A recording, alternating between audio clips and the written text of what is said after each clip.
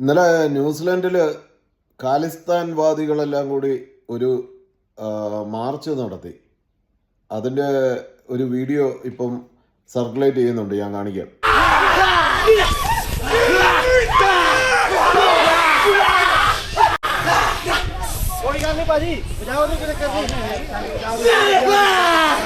Jesus Christ is the God of the There shall be no other gods among you!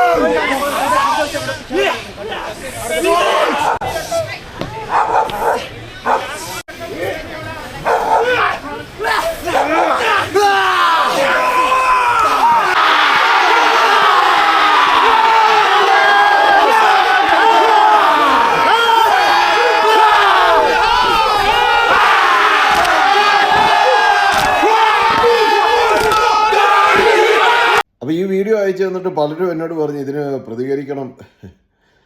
നമ്മളെന്നെ പ്രതികരിക്കാനാണ്, ഇത് ആരോട് പറയും, ആര് കേൾക്കുന്നു? ഫോറിനറായിട്ടുള്ള നമ്മളെപ്പോലെയുള്ളവർ ഇതുപോലെ ഇവരുടെ റോഡ് ബ്ലോക്ക് ചെയ്ത്, ഞാൻ ഇതിനു മുമ്പ് നമ്മുടെ മലയാളികളായിട്ട് നമ്മൾ ചെയ്യുന്നത് മെയിനായിട്ടുള്ളത് പള്ളികളിലെ പ്രദക്ഷിണങ്ങളും കാര്യങ്ങളൊക്കെയാണ്. അപ്പോൾ അതിനെതിരെ ഞാൻ ഒന്ന് രണ്ട് വീഡിയോസൊക്കെ നമ്മൾ നേരത്തെ ചെയ്തിട്ടുണ്ട്. അപ്പോൾ അതുപോലെ തന്നെയുള്ള വേറൊരു വിഭാഗക്കാരുടെ സംഭവമാണ് അത്. അതിനെതിരെ ഭയങ്കരമായ പ്രൊട്ടസ്റ്റും പോലീസ് ഇടപെടുകയും അത് ഡിസോൾവ് ആക്കി വിടുകയൊക്കെ ചെയ്തു ഇന്നലെ ന്യൂസിലൻഡിൽ. അപ്പം ഈ നമ്മളെപ്പോലുള്ള പ്രവാസികൾ നമ്മൾ വേറൊരു രാജ്യത്ത് നമ്മൾ ജീവിക്കാൻ വരുമ്പോൾ ഇതുപോലെയുള്ള കാര്യങ്ങൾ കഴിവതും ഒഴിവാക്കുന്നതാണ് നല്ലത്. അല്ലാതെ ഇതിപ്പം എന്നാ പ്രതികരിക്കാൻ, ഇത് ആരോട് പറയും? ഇത് പറഞ്ഞു കഴിഞ്ഞാൽ ഇതുങ്ങളൊക്കെ തലയിൽ കയറും. ഓരോരുത്തർ പറയുന്നത് നമ്മൾ ടാക്സ് കൊടുക്കുന്നതുകൊണ്ട് നമുക്ക് എന്തും ചെയ്യാം എന്നൊക്കെയാണ് പറയുന്നത്. ഇതുപോലെയുള്ള പ്രൊട്ടസ്റ്റുകൾ ഉണ്ടാകുന്നത് കൊണ്ട് നമ്മളെപ്പോലെയുള്ള പ്രവാസികൾക്ക്, അല്ലെന്നുണ്ടെങ്കിൽ നമ്മളെപ്പോലെ ജീവിക്കാൻ വന്ന ആൾക്കാർക്ക് അത് ദോഷകരമായിട്ടേ ബാധിക്കത്തുള്ളൂ. അത് തന്നെയല്ല, ഇത് ഇനിയും ഈ വിദേശ രാജ്യങ്ങളിലേക്കൊക്കെ കയറി വരാനുള്ള മനുഷ്യർക്ക് അത് ഭയങ്കരമായ പ്രശ്നങ്ങളുണ്ടാക്കുക. അവർ വിസ ക്യാൻസലേഷൻ എന്തെല്ലാം കാര്യങ്ങളായിരിക്കും ചെയ്യാൻ പോകുന്നതെന്നറിയോ?